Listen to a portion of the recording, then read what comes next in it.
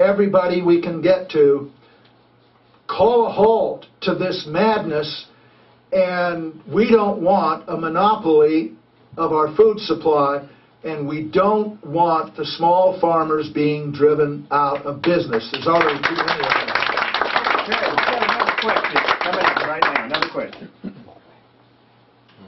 I'm glad you brought this up because we've been going to the farmers market at the Burger Center every Saturday.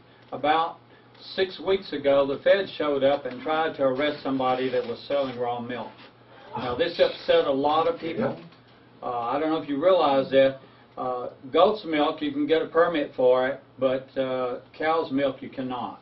Mm-hmm. And so just because the cow's milk big producers have more political clout than those with goat's milk. Exactly. So what we've been doing is working with the farmers, and we're starting a cooperative, by the way, in case any of you are interested.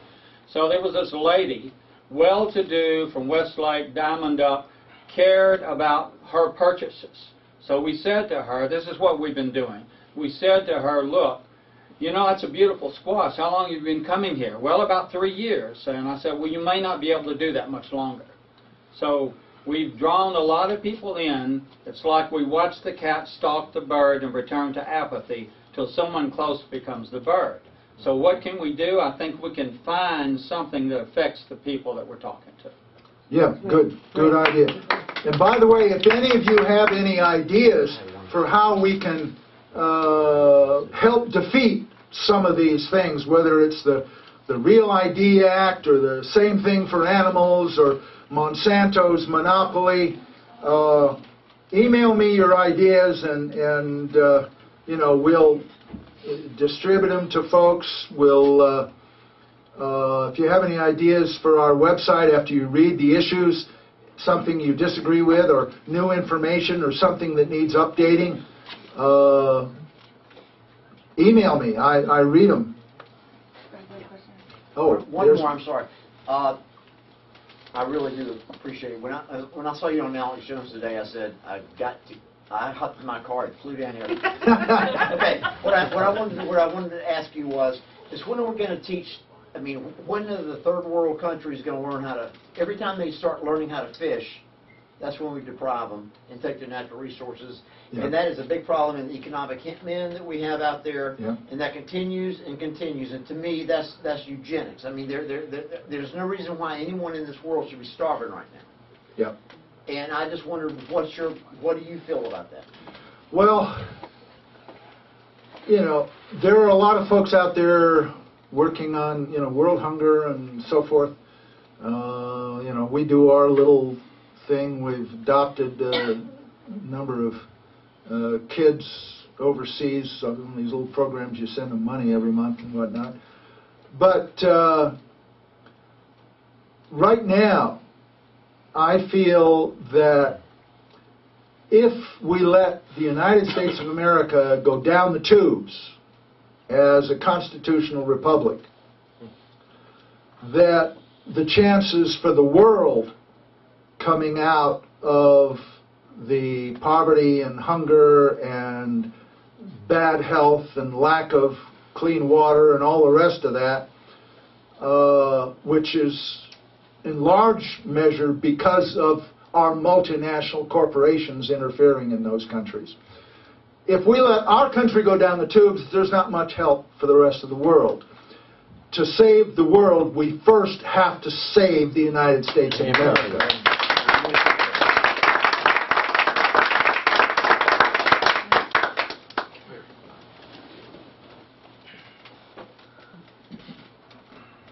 Talking on the right side now. Yes, I watched a good campaign go down with Ron Paul. I was at a rally, and I realized that we needed a media blitz. We got to get around this controlled media government. And I just threw out the idea to someone who was standing there beside me. He says, "When do we start launching the balloons?" And they control the TV, they control the radios, and I wouldn't want to see the same thing go down with your campaign. So when do we start launching the balloons with these little flyers on them all over? When do we start having the big billboards with your philosophy, with your ideas on it? And I'd love to see a billboard about 50 feet long or whatever, with this on it, and also banners, whatever we can get going to get around this controlled news media. Yeah, well, those are great ideas, and email them to me, and I'd love to do it. Right now, our progress is getting enough money to get gas to get to Dallas, but yeah, there are any number of things that we could do with enough money, and certainly more of that kind of publicity is part of it. When I ran for Congress, we spent what we could on publicity, and we did have billboards, and we did 30-second spots on television and so forth. But I totally ran out of money, and I have given the Patriots organization well over $1 million since I started it 27 years ago. I'm out of money and out of borrowing power. We're in debt for well over $1 million. My wife and I, personally. So I can't give the Patriots any more money. So it operates on what it brings in.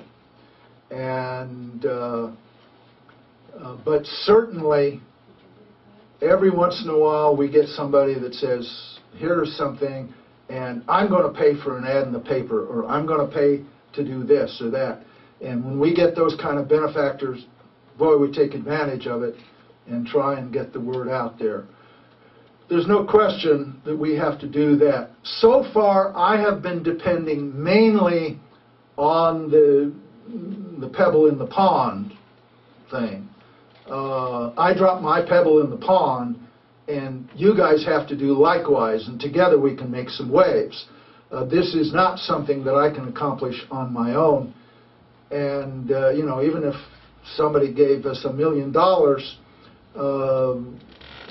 that would last a while, but it's not going to beat down the billions of dollars that the insurance company and the pharmaceutical manufacturers and Monsanto and all the others can bring to bear.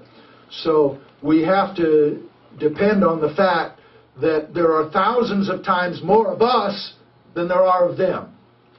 And if we all get to work and drop our own pebbles in the pond, we'll make some waves, and eventually we will win. But keep those ideas coming, and I'll make note of that.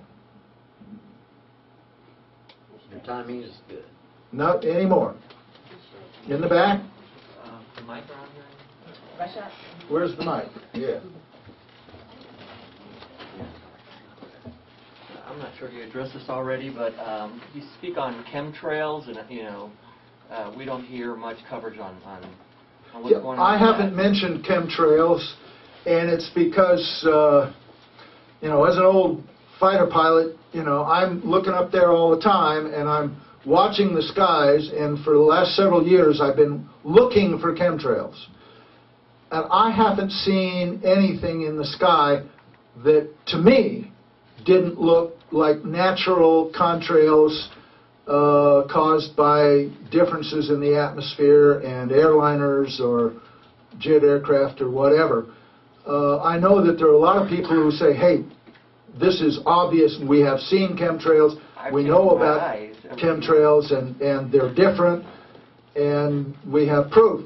And that may be. It's just that I haven't seen it myself. And so I guess like on a lot of other issues where I don't have any first-hand knowledge, I'm agnostic on it. And I'm willing to be convinced one way or the other.